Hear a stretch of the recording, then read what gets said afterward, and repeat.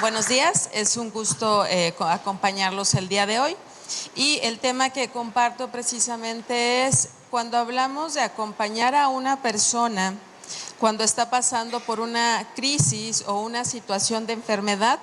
Independientemente pudiéramos hablar de que puede ser una enfermedad crónico-degenerativa o una condición de enfermedad, ¿no?, ya dentro de las etapas finales, pues también todos requerimos de alguna manera, ¿no?, de un acompañamiento humanizado, cercano, sobre todo afectivo, que en muchas de las ocasiones, por las mismas angustias, el estrés y todas las circunstancias que pasa el propio enfermo, como también los familiares que son los más cercanos, pues obviamente a veces perdemos un poquito, ¿no?, esa parte no amorosa, pero yo creo que sí, esa falta, ¿no?, de paciencia que las mismas circunstancias y en el día a día nos pueden estresar.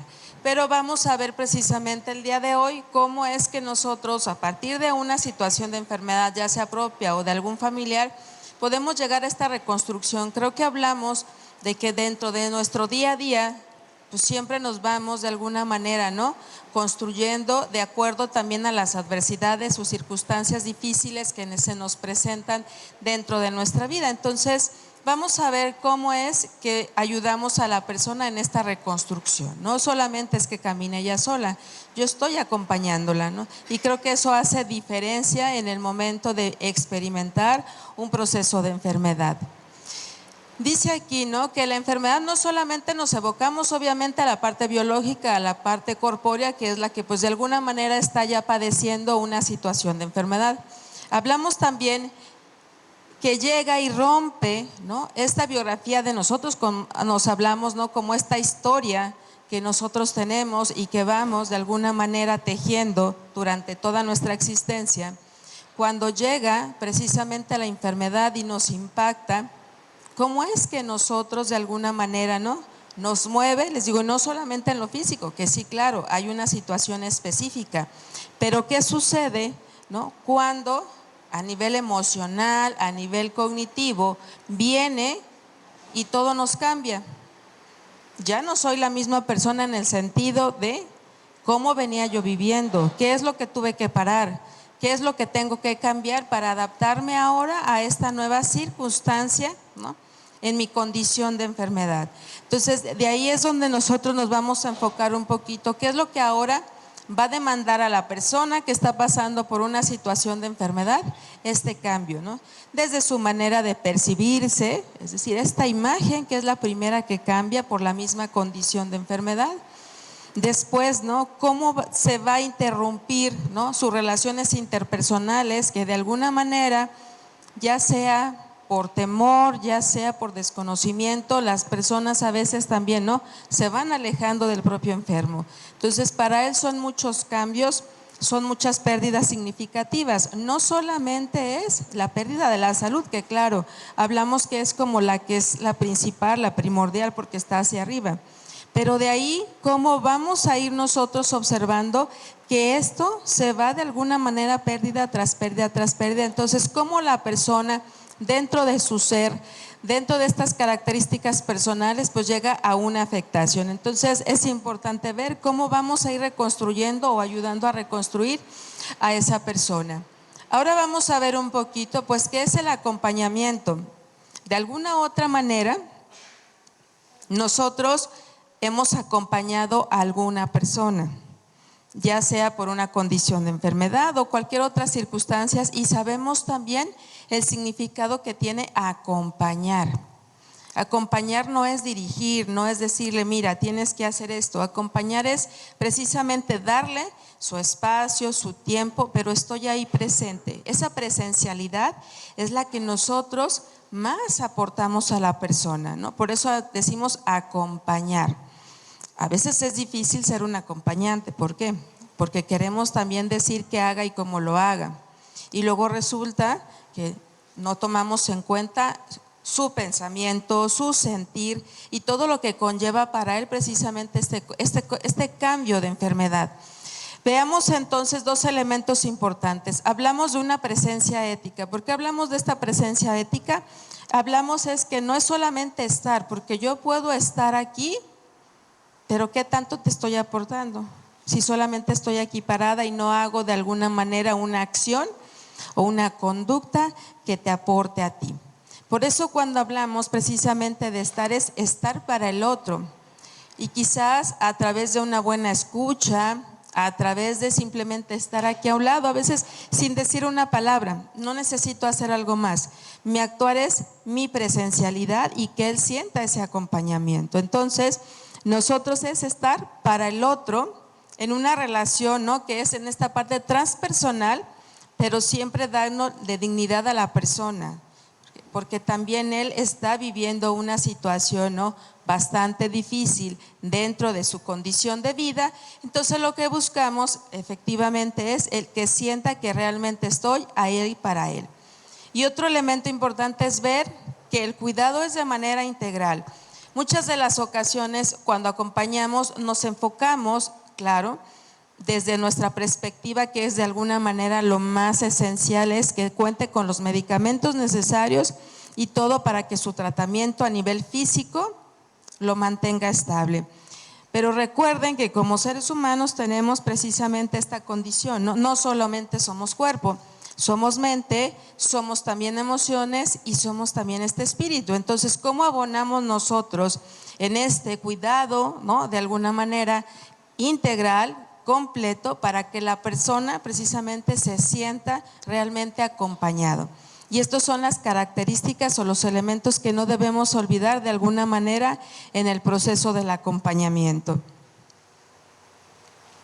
Ahora ya hablamos del acompañamiento, ahora vamos a hablar del acompañamiento humanizado, es decir, de qué manera yo puedo realmente ser una persona cercana, amable, ¿no?, en el momento de brindar esos, ahora sí, que estos instantes de mi presencia ante la persona que está pasando por una situación de enfermedad.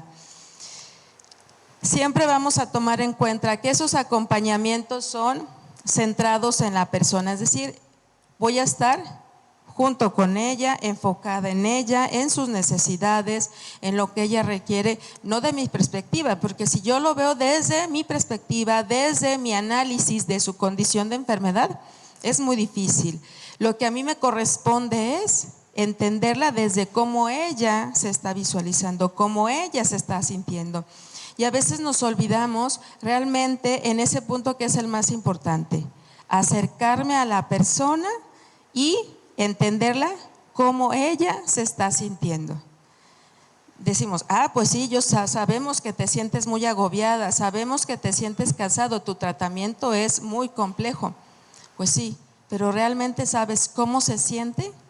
No solamente en lo físico, que obviamente hay un desgaste, sino estos pensamientos del proceso de enfermedad, ese desgaste, ¿no?, de esos sentimientos que a lo mejor hay tristeza, pero de repente no hay angustia o cualquier otro elemento que de alguna manera ella está experimentando. Entonces, ¿cómo le brindamos ese acompañamiento humanizado?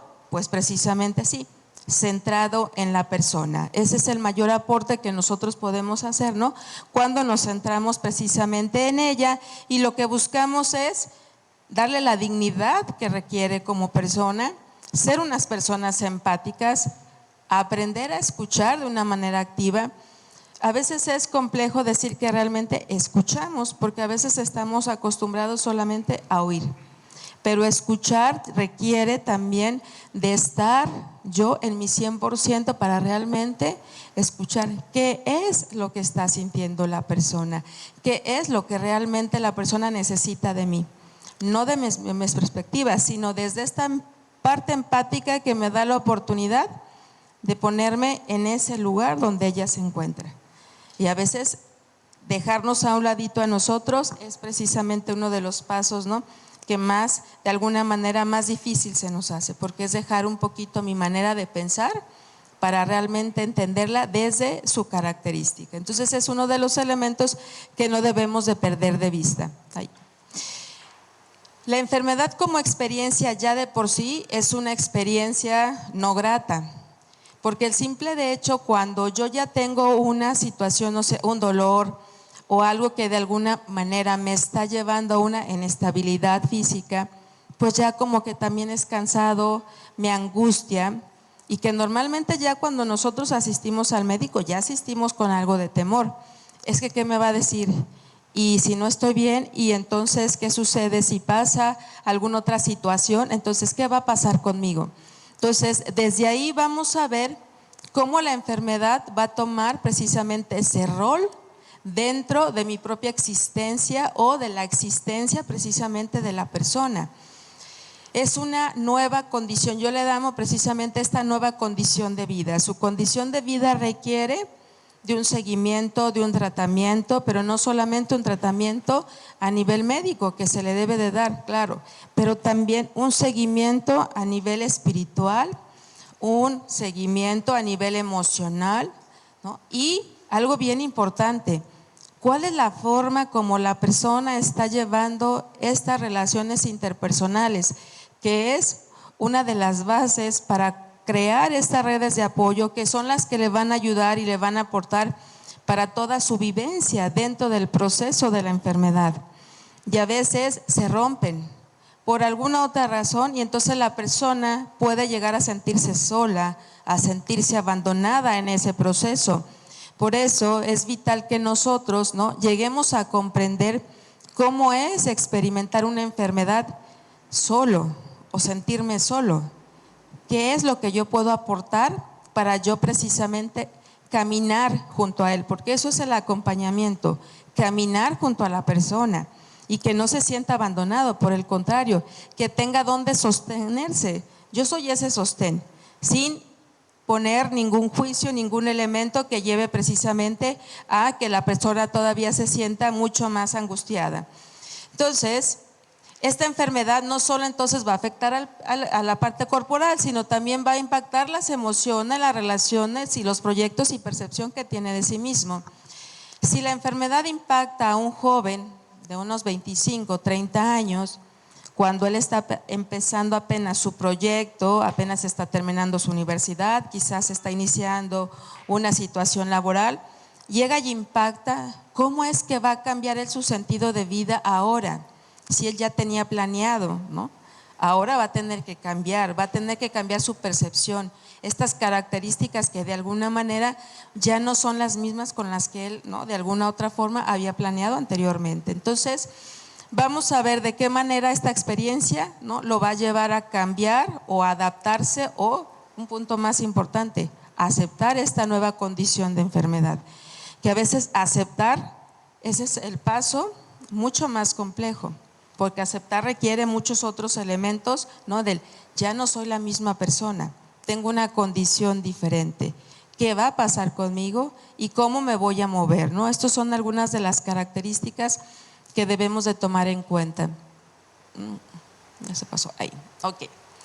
Hablamos de 5 elementos bien importantes, ¿no?, que son las dimensiones de la persona y son las que nosotros debemos de tomar en cuenta cuando nos toque acompañarla. ¿Por qué? Porque puede ser que dentro de su parte, vamos a decir, social, no hay un desequilibrio, porque tiene buena red de apoyo, se siente acompañada, se siente arropada.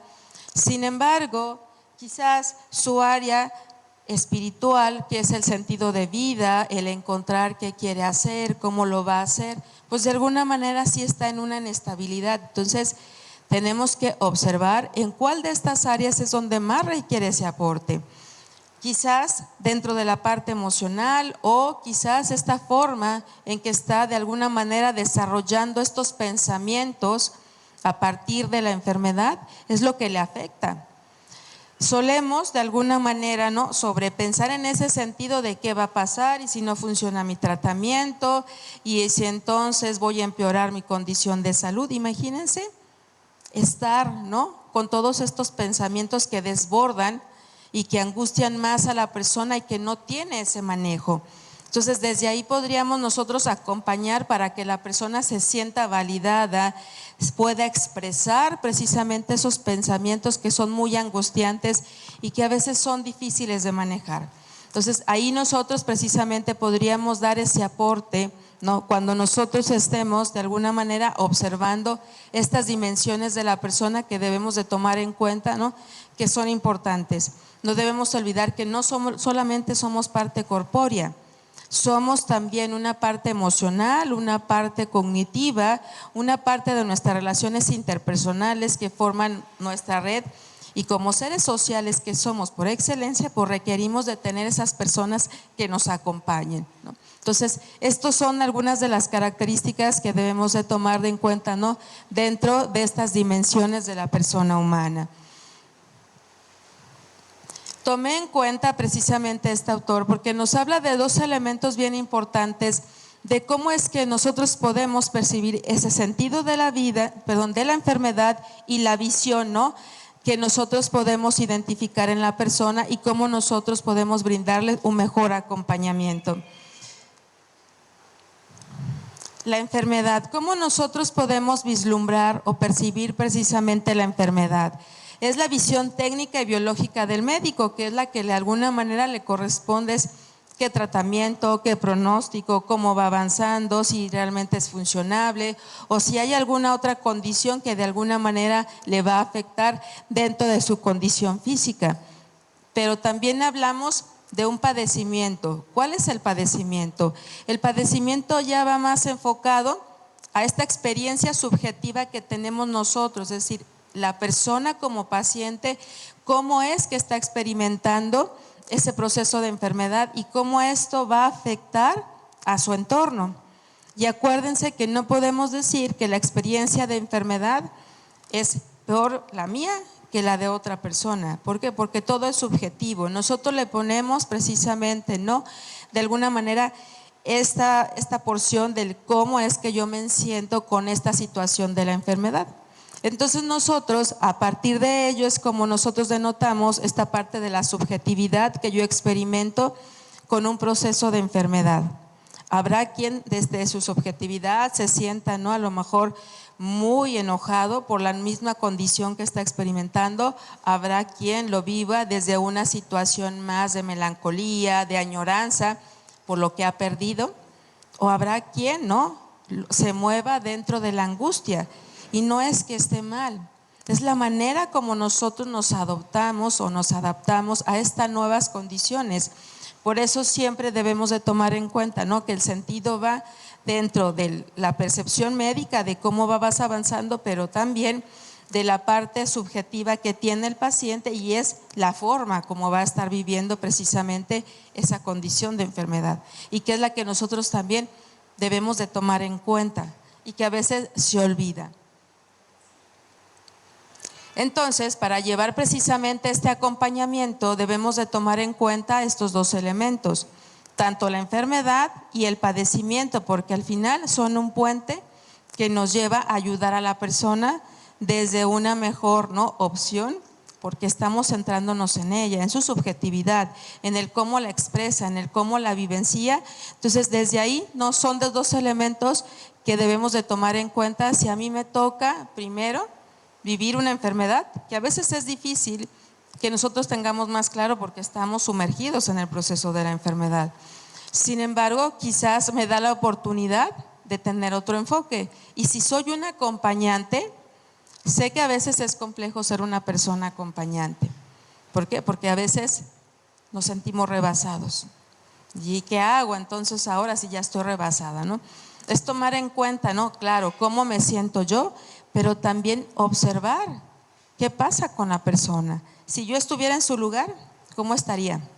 Quizás estaría hasta peor, quizás estaría mucho más enojado o mucho más triste, no lo sé, porque nadie sabemos hasta que nos toca estar en ese lugar. Entonces, desde ahí es también como ir de alguna manera acercándonos más a la persona, y eso nos hace, ya somos humanos, pero nos hace todavía más humanizados cuando logro contactar con la fragilidad o la humanidad del otro cuando estamos hablando de un proceso de enfermedad. Vamos a ver un poquito estos fundamentos teóricos de cómo nosotros, ¿no?, a partir de varios autores, podemos identificar cómo es que vamos a hacer estas personas humanizadas y vamos a aportar en esta reconstrucción en la persona.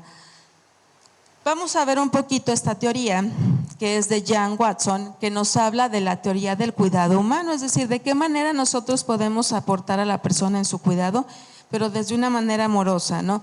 No desde una manera fría, ¿no? Distante, sino de esta manera cercana, que es la que más aporta. Lo que vamos a hacer es proponer el momento del cuidado como una conexión alma a alma. Fíjense cómo ella nos está expresando este acercamiento.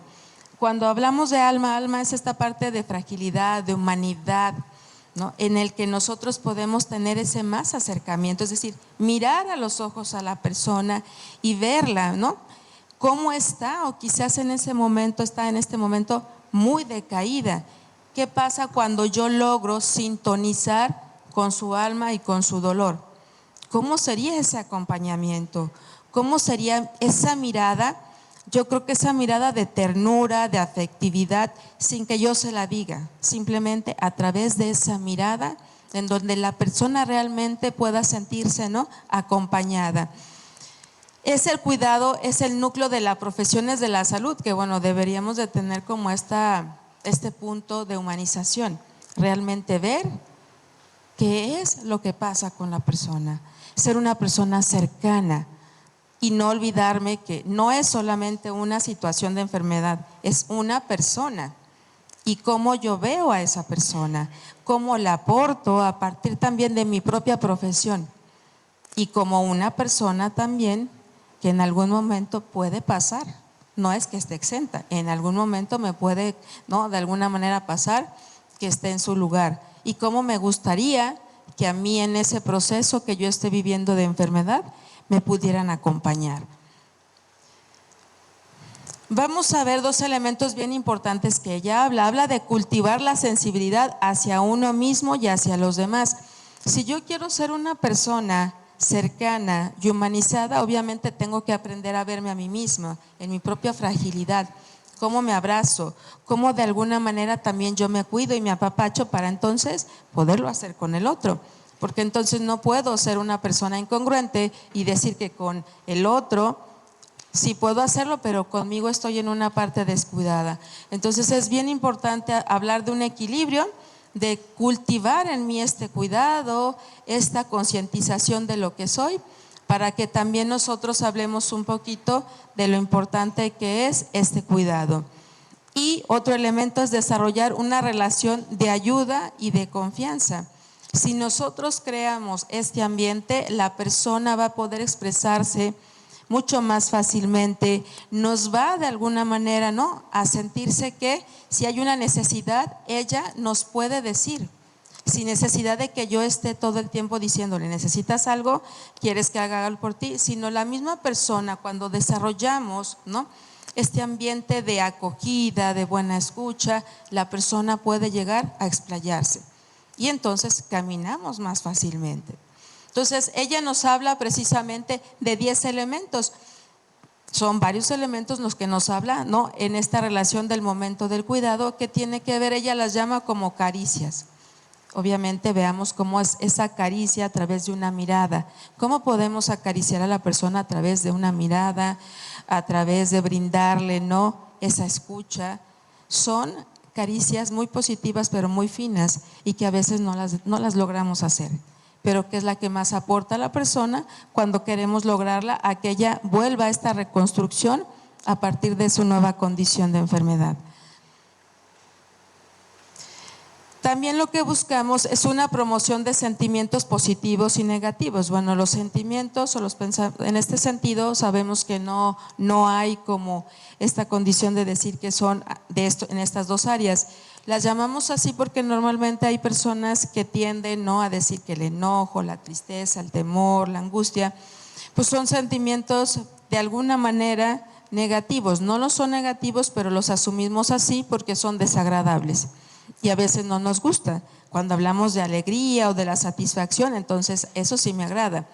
Pero va más allá, ¿no? No es solamente la forma como yo los puedo dar en esta connotación, sino la forma como yo los experimento, como yo los expreso. Entonces de ahí ella habla la importancia que tiene de lograr que la persona llegue a esta expresión de sentimientos independientemente los que se presenten en el momento en que ella está transitando por esta condición de enfermedad. Vamos a tomar a Víctor Frank. Sabemos que Víctor Frank habla mucho del sentido de vida y del cómo de alguna manera, pese a las grandes adversidades que nosotros podemos de alguna manera experimentar, pues podemos seguir caminando, ¿no? Víctor Frank nos dice: el hombre que se levanta por encima de su propio dolor para ayudar a otro que sufre, trasciende su propia miseria. Imagínense, ¿no? Hablamos que si yo soy un acompañante y pese a que a lo mejor yo también estoy en una situación muy difícil, muy dolorosa, y logro salirme de ese sufrimiento para poder aportar al otro, bueno, trascendemos un poquito más, nos vemos más a nosotros, ¿no? Como seres humanos, que les digo que a veces nos perdemos en nuestra propia humanidad, no vemos la necesidad del otro. No alcanzamos ni siquiera a estar a un lado de la persona porque normalmente estamos totalmente ensimismados, ¿no? y abrumados ante nuestras situaciones de nuestro día a día. Entonces es habla que hablemos un poquito más, que abramos más este espacio para entonces realmente crecer en ese proceso que buscamos. Él dice que hay dos elementos bien importantes. Él suma el sufrimiento igual que el dolor. Pero él dice que si no hay de alguna manera un propósito, entonces ¿cuál es el significado que yo estoy viviendo? A veces es gratuidad y a veces es darle un sentido a la experiencia. Aunque sea dolorosa, es una experiencia. La vida no es lineal, la vida es en subir y bajar. En esta montaña rusa que llevamos, claro, cuando estoy arriba, qué emocionante es estar arriba. Pero cuando estoy abajo, no, ya no me gusta. Pero es parte del disfrutar de nuestro día a día, de nuestra vida. Entonces, él habla, ¿no?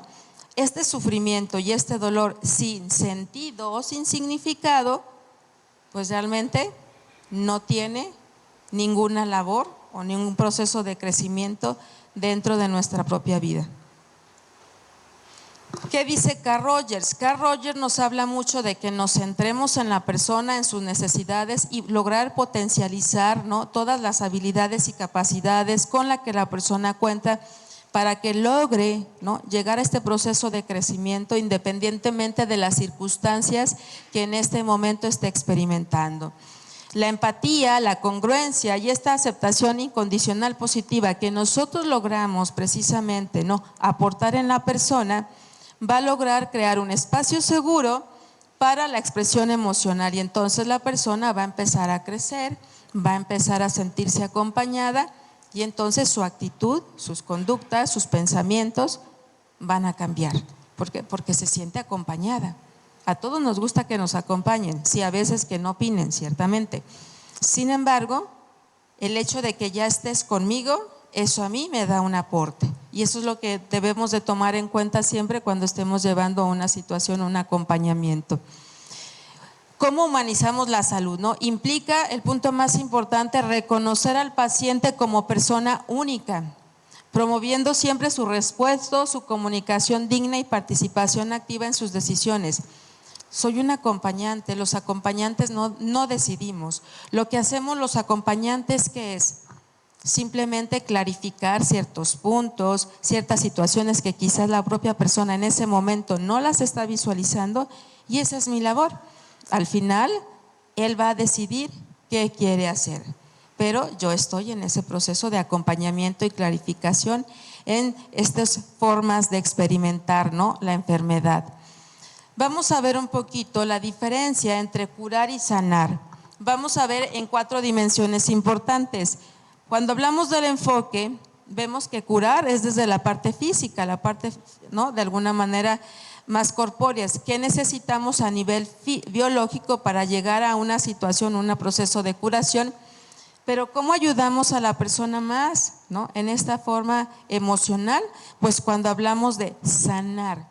¿Y cómo ayudamos a la persona a integrar todos estos elementos, ¿no?, de conducta, de pensamientos y de emociones que la persona está pasando en este momento? Entonces veamos cuál es la diferencia entre curar y sanar. ¿Cuál es la acción? Cuando hablamos del curar, lo que se está buscando es eliminar ese síntoma que está provocando el disgusto, ¿no? De alguna manera la vivencia, ¿no? De alguna manera negativa que vive la persona, pero lo que buscamos cuando hablamos desde lo emocional es restaurar el sentido que tiene la persona de su propio sentido de vida. ¿Cómo vamos a sanar? ¿Cómo va a encontrar la persona nuevamente el retomar su propio camino? Papel del paciente, cuando hablamos desde el sentido de curación, pues es receptor pasivo porque está recibiendo, ¿no?, todas estas indicaciones por parte del médico. Pero cuando hablamos de sanar, él es el protagonista, porque él es el que tiene que actuar. Él es precisamente el protagonista de su proceso de enfermedad, de su vida. Entonces nosotros debemos de ayudar a que siga siendo un protagonista activo, realista y autónomo para que pueda seguir resolviendo su proceso de enfermedad. El resultado, bueno, una cura, hablamos de una reparación física, y cuando hablamos de sanar, llegar a una paz y una aceptación, ¿no?, de la enfermedad que de alguna manera, ¿no?, pues le está de alguna manera causando la angustia. Eso es lo que buscamos. Fíjense la diferencia precisamente entonces desde lo biológico y obviamente desde lo emocional, cómo la persona también va a ir logrando este proceso de aceptación y adaptación. ¿Cómo vamos a reconstruir?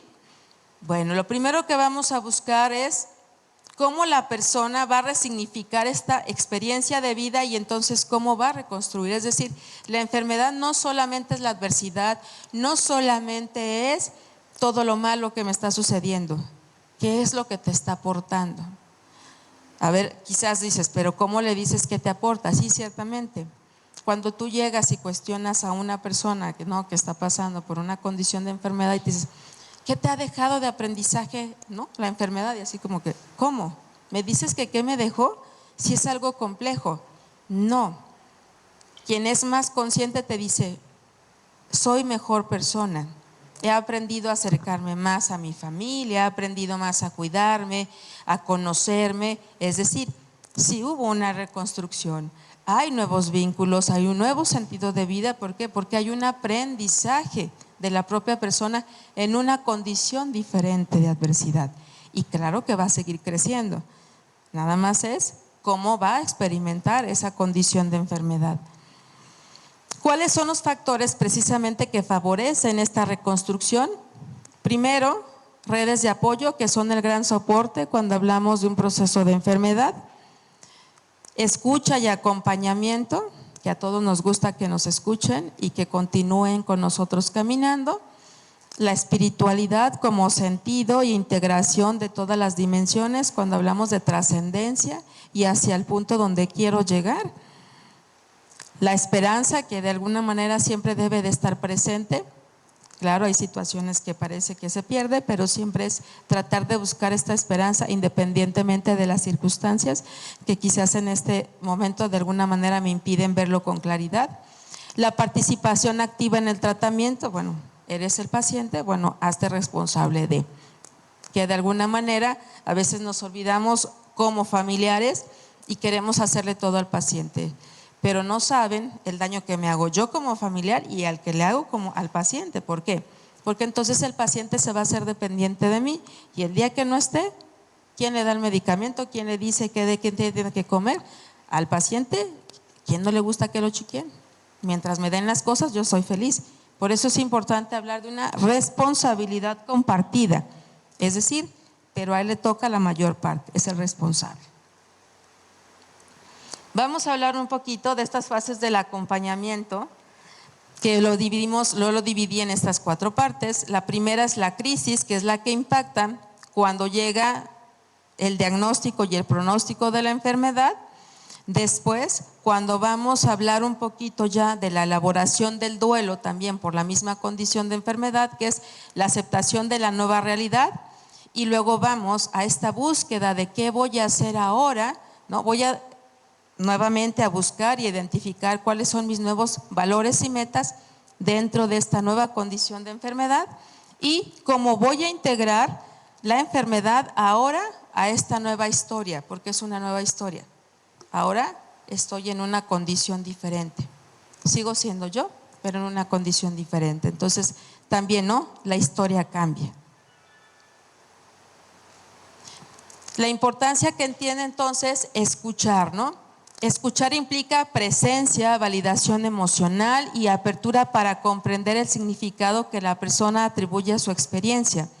Entonces, para ayudar a la persona a una reconstrucción, debemos aprender a escuchar. Y la escucha activa no es solamente tener el oído puesto, sino también aprender a observar, ¿no?, esos comportamientos que a veces nos expresan más allá de las palabras y que es las que yo debo de tomar en cuenta. La comunicación humanizada es una comunicación clara y compasiva que reduce ansiedad, fortalece confianza y va a favorecer esta adherencia terapéutica. Cuando llega una condición de enfermedad, normalmente lo primero que se pierde es la comunicación, porque cada quien está experimentando a su manera y entonces no hay, ¿no?, de alguna manera ese diálogo, y eso es lo que debemos de restablecer primero, una comunicación clara. ¿Qué es el papel más importante que juega la familia en esta? Pues que puede convertirse en una fuente de apoyo emocional, adaptación y contención durante todo el proceso. ¿Es agotador? Sí, pero creo que es más fácil para ambos lados, ¿no?, pasarlo que estar viviendo solitos. La espiritualidad y la trascendencia. La espiritualidad ayuda a encontrar significado, esperanza y fortaleza frente a la incertidumbre y el sufrimiento. Eso es lo que le da sentido a la persona. Por eso les decía que es la que integra, porque nos toma en cuenta el significado que tiene nuestra vida, cómo me voy a fortalecer, porque de alguna otra manera siempre salgo fortalecido. No es que salga debilitado, sino fortalecido porque es una experiencia nueva.